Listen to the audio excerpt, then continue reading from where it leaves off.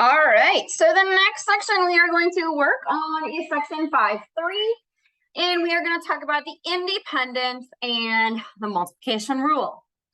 So we are going to use, first decide what is an independent event. We will then use the multiplication rule for independent events, and lastly, compute at least probabilities. All right, so first we have to decide or define what an independent event is. So, two events, E and F, are independent if the occurrence event E in a probability experiment does not affect the probability of event F. Two events are dependent if the occurrence of event E in a probability experiment affects the probability of event F. What we're going to do is we're going to look at some examples. And we're going to determine, are they independent or dependent? Does one impact the other or not? Suppose you flip a coin and roll a die. The events obtain a head and roll a 5 are independent because the result of the coin flip does not affect the result of a die toss. Flipping a coin, rolling a die. They are two completely separate, independent events. What I flip on the coin does not determine what I roll on a die. Okay, same can be said if I flip two coins. What I flip on one coin does not impact the other. Rolling two dice, what I roll on one does not impact the other. So anything like that is considered independent. Are the events earned a bachelor's degree and earn more than $100,000 per year independent? The answer is no, because knowing that an individual has a bachelor's degree affects the likelihood that the individual is earning more than $100,000 per year. Okay, so we don't know. There could be some relationship here. If I get a bachelor's degree, do I have more chance of earning $100,000 per year? Potentially, than if I don't have one. So there is some form of dependence here in this situation. All right, two 24-year-old male drivers who live in the United States are randomly selected. The event male 1 gets in a car accident during the year and male 2 gets in a car accident during the year are independent because they were randomly selected. Okay, so as long as you've used a randomness in selecting your individuals, the likelihood is going to be random. We have independence. Now, if we set a standard and say, I want to select two students from the same high school, they are dependent because one, to pick the other, has to go to that same high school. There is some sort of linking connection between the two that I've selected, and that would then be dependent. We've now talked about two different things, disjoint and independent. They are different concepts, okay? Two events are disjoint if they have no outcomes in common. Event 1 can happen, event 2 can happen, and they can have totally different outcomes. Independence means that one does not impact the probability of the other. So they're different. Just because two events may not have an overlap does not mean that they are automatically independent.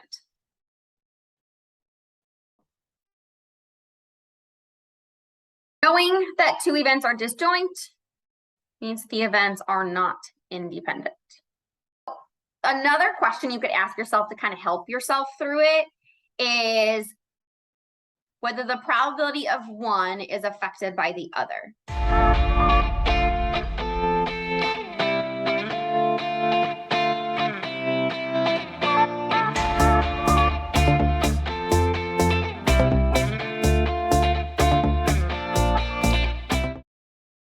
And just kind of adding to that randomly selected thing. If two individuals did end up having some sort of link between them, so like I said, two from the same high school, the fact is that like in that car accident case, they could end up crashing into each other. There is some sort of dependency that could happen there. So there's hopefully in the end not super confusing. Everything we're going to be doing here right now is totally independent events. One is not going to impact the other. What we are going to do is going to use the rule for independent events. Independent questions are ands. If E and F are independent events, then the probability of E and F is the probability of E times the probability of F. So what I've said previously was OR is one task with multiple options. Okay, I want to draw one card from the deck, and it can be a queen or a king. So I'm only drawing one, but I have more than one choice that the answer could be. Okay, and is multiple tasks happening. Okay, so two or more tasks. I want to roll a die and flip a coin. Okay, two completely separate tasks.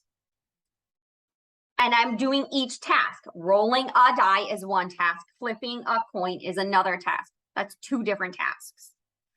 Okay, so that's kind of how I try to separate them or explain their difference. So I hope that makes sense. All right. Let's look at an example. In the game of roulette, the wheel has slots numbered 0, 00, and then 1 through 36. A metal ball rolls around the wheel until it falls into one of the numbered slots. What is the probability that the ball will land in the slot number 21 2 times in a row? Okay, so we have 36, 37, 38 total possible outcomes. The numbers 1 through 36 are 36 numbers, and then add 0 and 00, that's 38. So the probability that I would land specifically on 21 is 1 out of 38. 21 is one slot out of the entire 38 slots available. Okay, because the event 21 on spin 1 and 21 on spin 2 are independent, we can find the probability of 21 on spin 1 and then a 21 on spin 2 as the probability of 21 on spin 1 times the probability of 21 on spin 2. Okay, every time I drop the ball into this roulette wheel, it's a new task. I've started completely over, and every slot, because they are the same exact widths apart, has the same exact probability of occurring. It will be 1 out of 38 times 1 out of 38. And that is going to give me 1 out of 1,444. Or 0.0006925, a very small value. So had to go more than 100 trials, more than 1,000 trials. They had to go 10,000 trials. And for every 10,000 times you spin the wheel, we would expect to land on 21 twice in a row, about 7 of those times.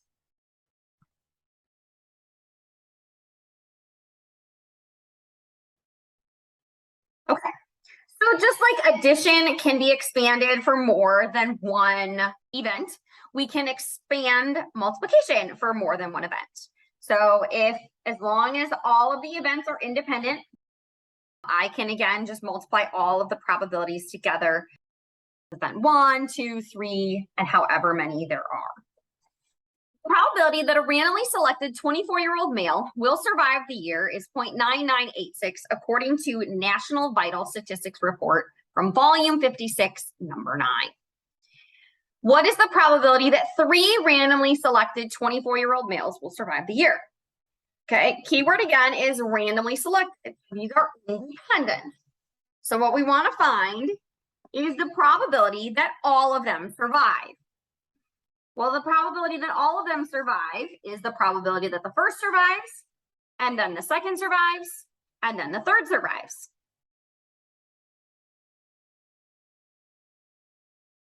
Each one is separate of itself.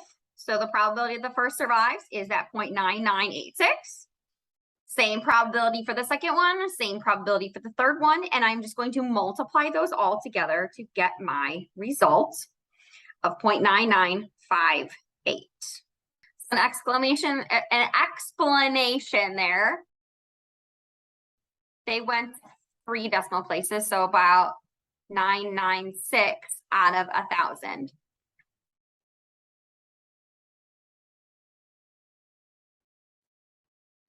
Okay, again, not all the questions are going to ask you to explain that result, but it is good to be able to understand what it's asking or what it's saying. So what is the probability that 20 randomly selected 24-year-old males survive the year? This is the probability that the first survives, second survives, third survives, fourth survives, fifth, sixth, seventh, eighth, all the way up to 20. There's a shortcut in the way that you can write this. Rather than writing 0.9986 times 0.9986 20 times, we can use an exponent. So in math, the exponent represents how many times a number is multiplied by itself. So we want to take 0.9986 and multiply by itself 20 times. If you're not familiar with, again, where you find that in a calculator here, 0.9986, and the way you can get an exponent like that is hit Shift 6 on your keyboard and then do 20. Okay, or 0.9986. If I open this guy up here, this is my power button. So if I click that and type in 20, it's going to give me the same answer. Okay, so we randomly selected 24-year-old males and 1,000 different times. We would expect all 20 of them to survive in 972 of the samples. Last thing we're going to do is compute what is called an at least probability. To compute the probability that at least one male out of 1,000 aged 24 years will die during the course of the year, given that the probability that they will survive is 0.9986. This at least is where it gets tricky. So the probability that at least one dies is 1 minus the probability that none die. So we're going to find 1 minus the probability that the first survives, second survives, all the way survives. We want to find the probability that none of them pass away. We want all 1,000 to be survivors. If all 1,000 are survivors, we take that 0.9986 to the 1,000th power. That means if I take 1,000 males, probability that all of them survive the next year is 0.2464.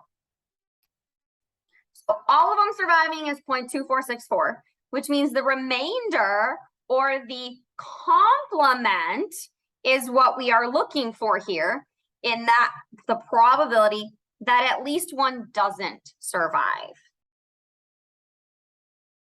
So the 0.2464 is the probability they all survive. So if I take 1 minus that, this is the probability that any number pass away. Because that's the opposite of all surviving. Some of them are not. So that is here, 0.7536. I realize I don't have another one of these questions, so I will probably pull one from the homework just to practice one with you guys, because I know these ones, if anything, they always cause difficulty with my students. So I will find another one here from the homework that we can do together just to practice and have it make a little bit more sense. My question says, among 21 to 25-year-olds, 29% say they have driven while under the influence of alcohol. Suppose that 3 21 to 25-year-olds are selected at random. What is the probability that all 3 have driven while under the influence? Okay, well, the value was, 29%. I don't want a laser pointer. So 29% drove under the influence. So what's the probability that all 3 drove under the influence? Well, 29% is 0.29. So the first drove under the influence, a second drove under the influence, and the third drove under the influence. I'm going to take 0.29 times 0.29 times 0.29. And if I do that in a calculator, I get 0.024. The next question then says, what is the probability that at least one has not driven while under the influence? So this is the probability all drove under influence.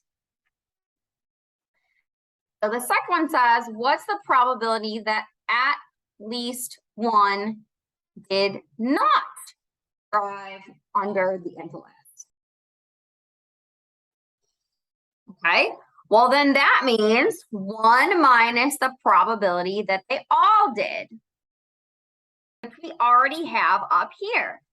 It's a complement, but using the word at least. So 1 minus 0.024 gives me 0.975. Okay, I could also ask the question, what is the probability that none have driven under the influence? Probability none DUI. Okay. Well, the probability they did drive under the influence is 0.29. So the probability that they did not drive under the influence is 0.71. The complement of this value. There's a 29% chance they drove under the influence. The probability of not driving under the influence then is 71%. So probability that all 3 have not driven under the influence will be 0.71 times 0.71 times 0.71, which if you do that is going to give you 0.3579. So then I could answer the question, probability at least one drove under the influence. Well, that's the complement of this value, 1 minus the probability that none did.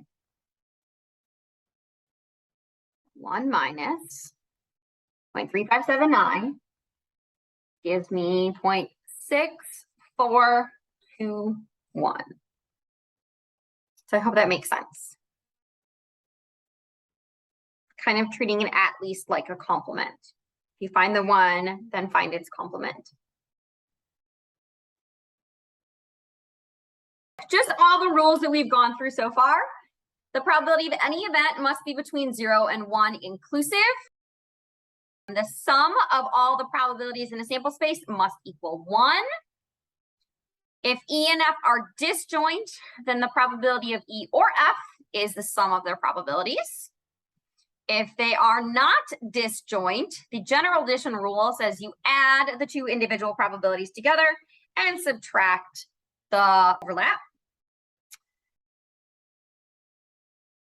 Complement can be found by taking 1 minus the probability of the event occurring.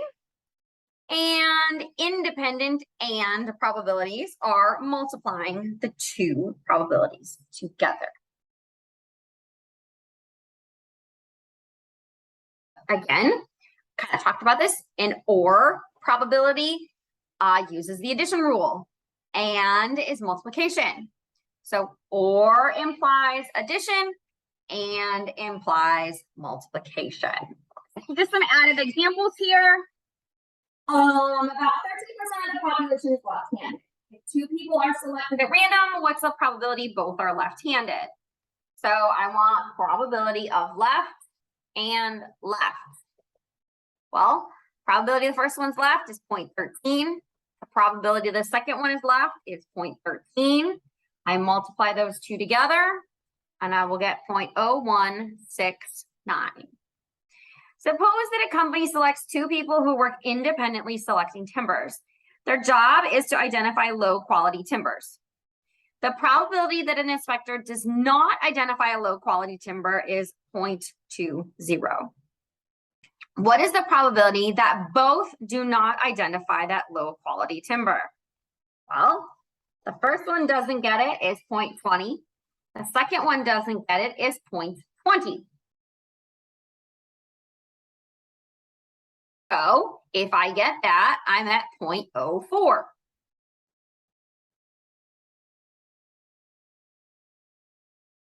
So let's say your company has a quality rating of 1%. How many inspectors are needed to keep the probability below 1%? So what they're saying here is we expect no more than 1% of our timbers to be low quality. Okay. So we know 2 is not going to be enough because 2 here is 0.04. That's 4% are going to pass through that are of low quality. So 2 is not enough. So what do? We try putting a third one in. We're going to multiply by another 0.20. When I do that, for this, I get 0.008. Is 0.08 below 1% or 0.01? Yes, it is. So I need 3. If I used 3 and it was not smaller than 1%, then I would multiply by a fourth one. And if that wasn't enough, then I multiply by a fifth one. However many I need to be able to get to the limit that they have set. Last question for this section. A manufacturer of exercise equipment knows that 10% of their products are defective. They also know that only 30% of their customers actually use the equipment in the first year after it's purchased. If there is a 1-year warranty on equipment, what is the proportion of customers who will make a valid warranty claim? Okay, well, in order for it to make a claim, it has to be defective and I have to have used it. I have to use it to know that it is defective. So 10% are defective, 30% used. If I multiply those two together, 0.013 is going to be my answer. That is section 5.3. So the next section we're going to go to is 5.5. But this is the end of the notes for this week. So we split chapter 5 into 2 weeks. So this first half of chapter 5 is 5.1 to 5.3. And then next week, we're going to come back. We're going to learn one more topic of counting and then review. So if you guys have any questions, again, don't hesitate to reach out via email as you're doing your homework or whatever. Just shoot me an email and I'll be happy to help you. If I need to make any other videos or anything, again, just shoot me a request. All right. Have a good rest of your week.